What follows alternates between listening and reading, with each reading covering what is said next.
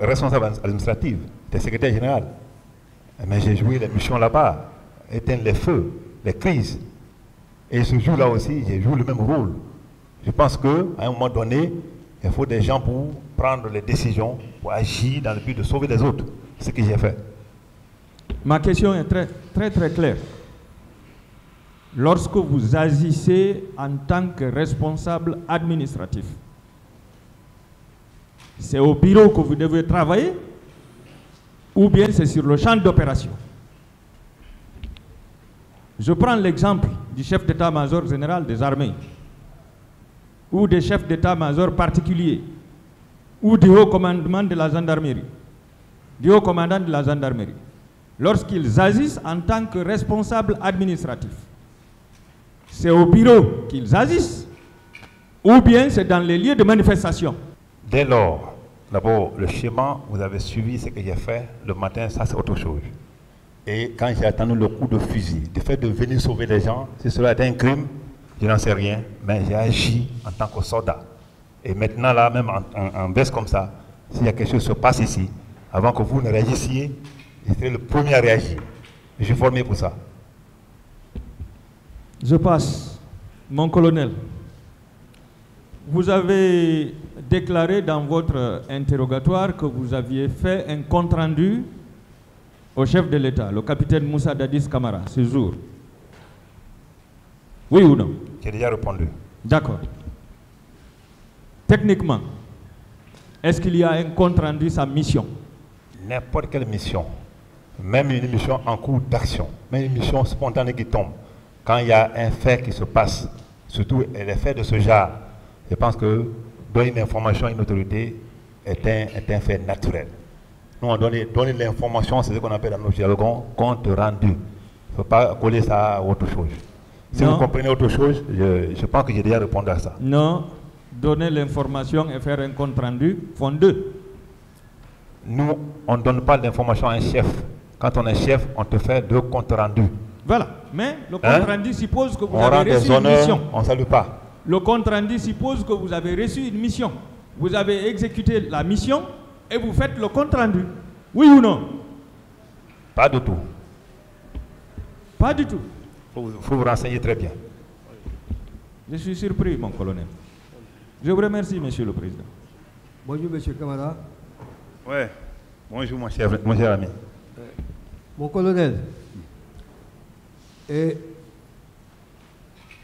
répondant à l'une des questions de monsieur le procureur, vous avez dit que vous étiez OPJ. Vous le maintenez? OPJ formé, mais au moment des faits, je suis secrétaire d'État. Lorsqu'on assume une fonction de ce genre, on n'est plus OPJ. Bon, je voudrais bien qu'on distingue. En dépit de ce que vous étiez secrétaire d'État, est-ce que vous vous considérez encore comme OPJ? Non. Et pourquoi non? Pourquoi? Je viens de donner l'explication, je pense. Bon. Lorsqu'on assume une fonction administrative, à ce niveau, on n'est plus OPJ, même si on est diplômé.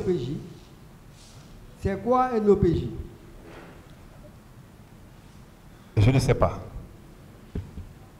Vous l'apprendrez par la suite. Est-ce que vous aviez une habilitation pour être OPJ? Est-ce que j'ai dit que je suis OPJ? Je ne suis pas OPJ à cette fonction.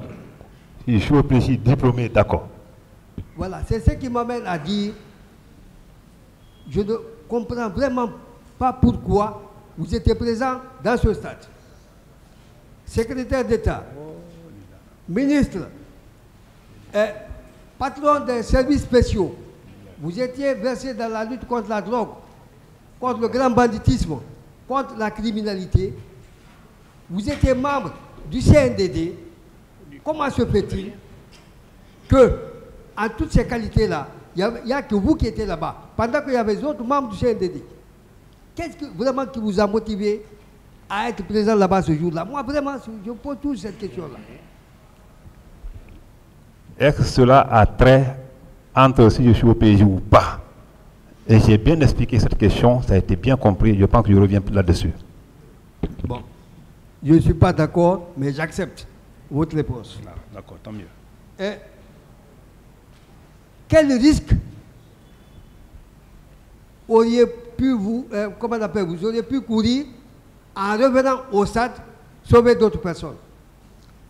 Parce que vous avez déclaré, vous n'aurez jamais pris le risque, ou plutôt vous n'avez pas pris le risque de revenir, parce que vous-même, vous craignez pour votre vie. Quel risque? Merci mon ami, merci Maître Pouto. Alors, c'est une bonne question parce que je pense que c'est moi qui ai minimisé les risques. Ceux qui ont pesé les risques ne sont pas venus. Sinon, à 3 km, on devait coaliser ce jour-là-bas. Tous les officiers, en ce moment, au commandement, devaient coaliser au stade. Je pense que ça allait minimiser beaucoup de choses. Mais comme moi, je n'ai pas calculé ça, j'ai négligé ma propre sécurité au profit des autres. C'est pourquoi je suis venu sauver des gens que j'ai pu sauver. Vous dites, vous n'avez pas agi comme les autres. Ah, j'ai dit ça. Relativement au risque, vous dites, vous avez minimisé le risque. Quel est ce risque-là? Non, mais vous dites que retourner dans un stade où ça tire, ça c'est déjà, quand on entend le coup de fusil, parce que nous sommes en paix ici, quand ça entend les fusils, chacun va chercher à placer sa chaise. Pour te dire que celui qui a entendu ça, il est venu. Ceux qui ont entendu comme officier, comme moi en ce moment, ils ne sont pas venus. Alors là, je pense que c'est eux qui avaient raison, parce qu'ils ont calculé le risque. Moi qui suis venu, si je mourais ce jour-là, le Guinéen serait mitigé entre le corps d'un criminel ou d'un assistant, ou un sécuriste. C'est pourquoi j'ai dit que vous avez raison, c'est une bonne question, et que moi j'ai minimisé ces risques-là.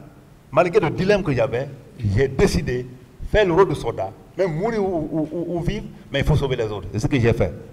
D'accord. Vous êtes venu spontanément au stade, parce que votre devoir de soldat vous a assigné à vous y présenter. Alors, les leaders que vous avez sauvés, ils étaient à quel endroit?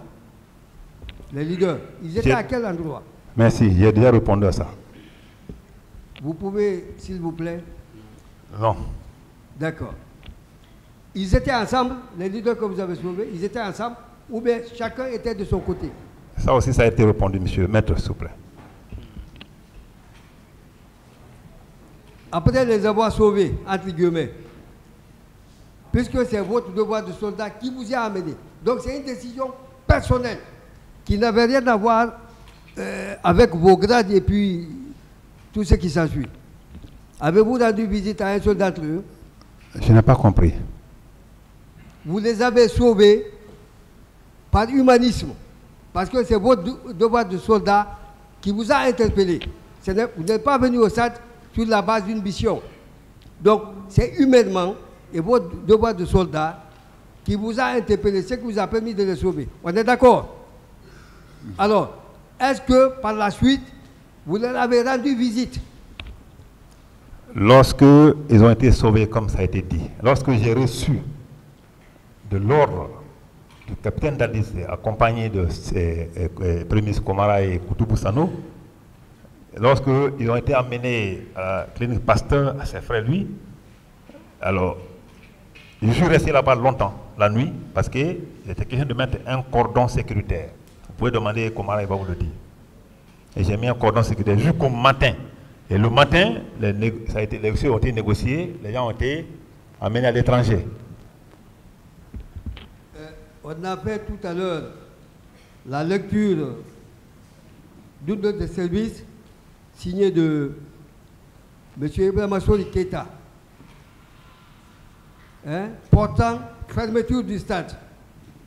Vous avez écouté ça, cette lecture-là? Vous avez suivi?